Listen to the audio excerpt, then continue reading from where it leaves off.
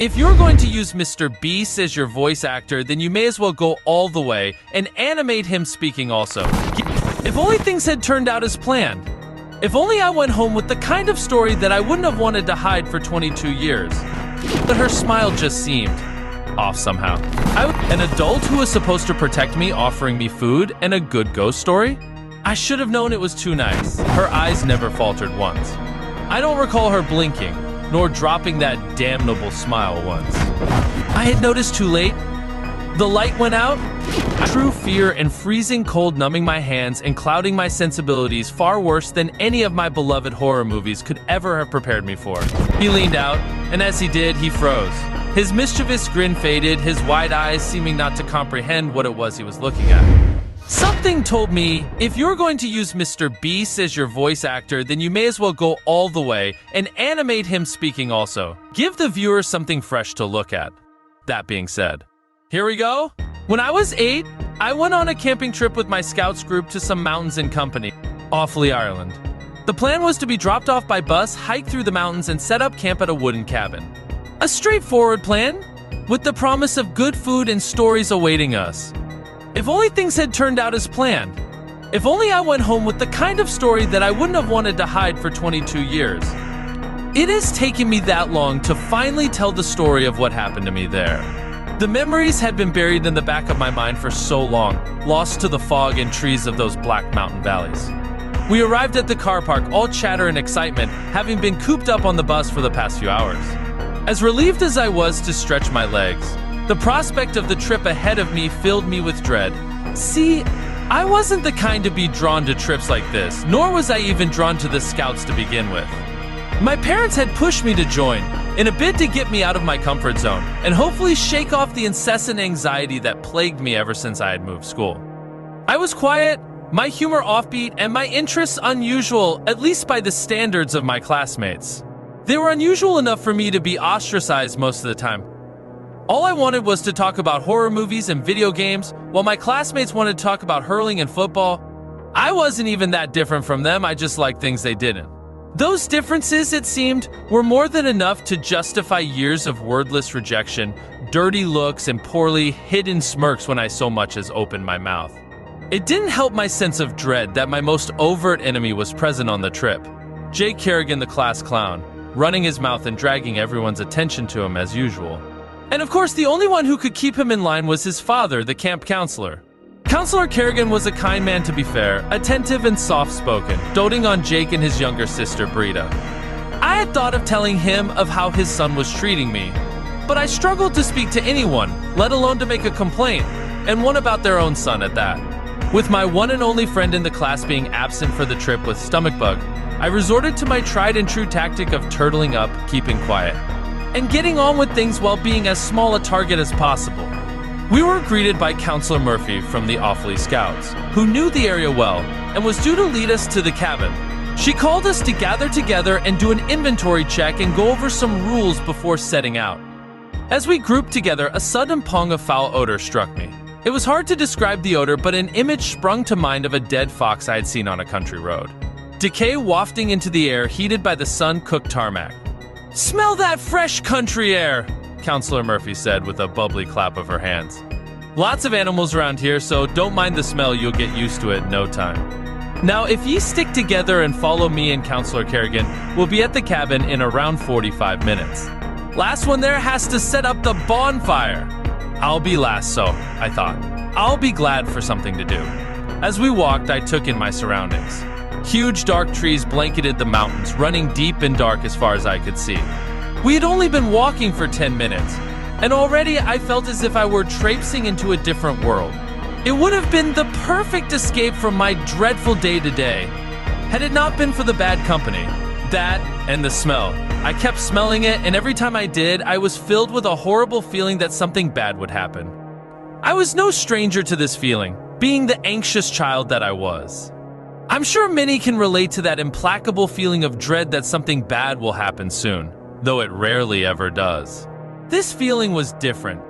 It was more of a certainty rooted into the pit in my stomach as surely as these woods were rooted into the mountains. Something felt wrong, and sure as hell smelled wrong. Where before I just felt dread, I was now genuinely afraid. instinct urged me to feign sickness, to ask to turn back while there was still time and retreat to the sanctuary of home. And like I always did when afraid, I kept my mouth shut and marched ever onward. We arrived within the hour, though it felt like much longer, in between watching the trees and fighting my horrible fear. I was of course tormented by Jake whenever his attention span lingered on me long enough for him to remember I exist. I was sure to linger behind, but to no avail. Some of the louder kids wanted to help build the bonfire and quickly set about doing so. I had either been forgotten to be recruited to build it, or was never noticed at all. Either suited me fine. I set up my sleeping bag in the most inconspicuous corner of the cabin that I could find. The rest of the day passed in a cold, dull blur. The air was bitingly cold, still and silent save for the ambient buzz of all present. I reckon I would have enjoyed the trip if I had good company, someone I could be comfortable around and enjoy myself in the nature with.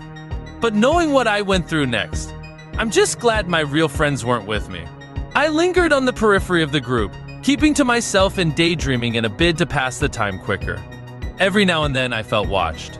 I looked up, expecting to see Jake prepare some sly remark or stupid joke. As I looked around me, I would inevitably see Counselor Murphy watching me with a wide grin on her face. I was used to feeling invisible. Being watched by her made me uneasy for some reason. Logically, I knew that having an adult look out for me and wanting me to be at ease must surely be a good thing, but her smile just seemed off somehow. I was conflicted between unease and appreciation at the fact that I actually felt seen for once. As night fell, excitement began to build for the imminent bonfire. The kindling ignited as the last of the sun faded beyond the trees in gloom, and the world was painted blue and orange.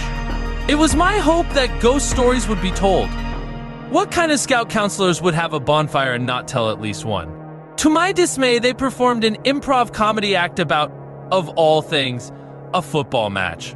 Even here, I could not escape the sports-centric mediocrity of my school. They soon disbanded. A hike through the dark woods had been planned after the bonfire.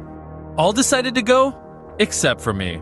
My parents saw fit to equip me only with an old bulb flashlight, the battery of which was almost dead.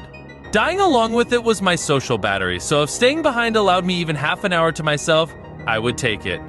Counselor Kerrigan took the group, while Counselor Murphy stayed behind. As I resigned myself to moping indoors, wishing I was home playing video games, Counselor Murphy approached me. God, that bonfire was shocking, wasn't it? Not even a single ghost story. Never thought I'd see the like. I gave a meek laugh in response, wholeheartedly agreeing but not having the confidence to carry the conversation. Would you have liked one yourself? She asked, seeking to bring me out of my shell. Well, I happen to know a place just up the road that makes for a great spot to tell a ghost story. How about we go tell one before everyone gets back? I'll bring the marshmallows and hot chocolate. I didn't really want to go, but the idea of having at least some reprieve from the monotony with something I genuinely enjoyed enticed me. That and food was one of the few comforts I had back then. An adult who was supposed to protect me offering me food and a good ghost story? I should have known it was too nice. We walked up the road we had arrived from earlier, a steep incline covered in sharp stones, leading up to the tree line. Out here, away from the dying light of the bonfire, it was almost complete blackness. I expected to hear the distant laughs of the group, but all was silent except for the sound of my breathing as we ascended. We walked into the woods, avoiding boggy puddles of muck. My light barely illuminated the best way forward, but Counselor Murphy's LED lantern cast enough light to guide us properly. We arrived at a small clearing. I expected some sort of organized space, log benches or a campfire or something, but all I saw was a bare clearing with some rocks that barely passed for seating. Counselor Murphy sat and invitingly patted a rock as if it were the height of luxury, with a wide grin on her face. Her face was illuminated from a low angle by the pale blue light of the lantern, and her smile sent chills down my back more than the bitter winter night air did. It was even more off-putting up close. She handed me a pack of marshmallows and a thermos of hot chocolate. I dropped some marshmallows into the thermos and sat down, unnerved but excited. I took a deep breath. Cold alpine air, winter fresh, mixed with steaming hot chocolate and that fucking awful smell from earlier. I gagged, my appetite dissipating with the thermos's steam in the night air. It was worse than earlier, permeating the air like rancid meat on a summer's day. My memories of the time aren't perfect. Most of what I'm telling you now passed by in a sort of half-remembered blur, with certain moments holding it all together. For that reason, I can't fully recall the story she told. It didn't matter anyway, as it was all just a lure.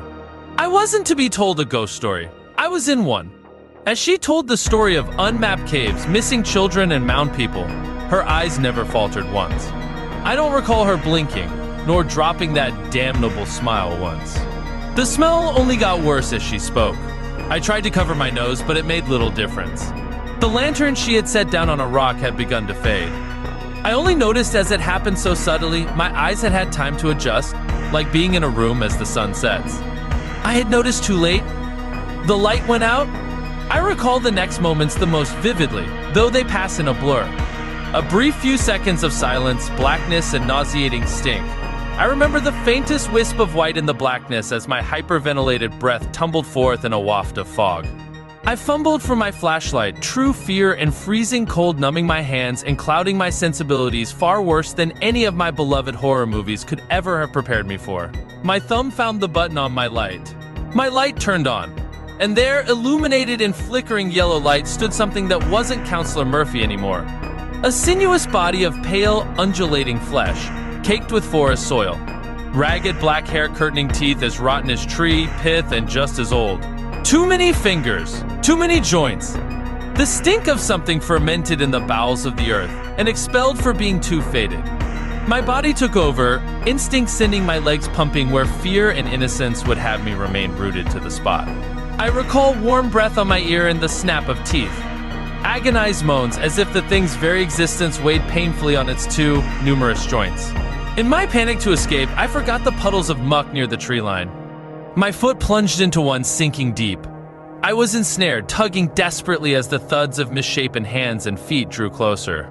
I pulled forth my foot, leaving my shoe submerged. I managed to tumble down the mucky slope onto the road, stray thorns and bramble cutting at my palms and face. Sharp stones stung my exposed foot as I ran to the cabin, though I cared little with sanctuary in sight. A light of hope shone through the trees, lots of them. The scout group had returned from their hike. I screamed, trying to call their names but managing only incoherent crying and wailing.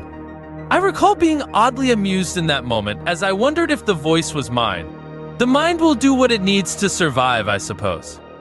Flashlight beams were directed my way, and the skittering steps behind me receded back into the blackness of the trees. Counselor Kerrigan ran to me, a look of confusion quickly eclipsed by true worry and fear as he saw me alone, cut to bits and fearing for my life. He ushered me to the cabin and asked everyone to remain in their dorms. "Go find Counselor Murphy," he told one of the more mature scouts. A response tumbles from my mouth unbidden.